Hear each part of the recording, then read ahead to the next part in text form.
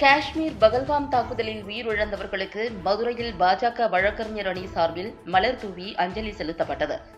காஷ்மீர் பகுதியில் அமைந்துள்ள சுற்றுலா தலமான பகல்காம் பகுதியில் பயங்கரவாதிகள் சுற்றுலா பயணிகளை நோக்கி நடத்தப்பட்ட துப்பாக்கி சூடு தாக்குதலில் 28 பேர் கொல்லப்பட்டனர்.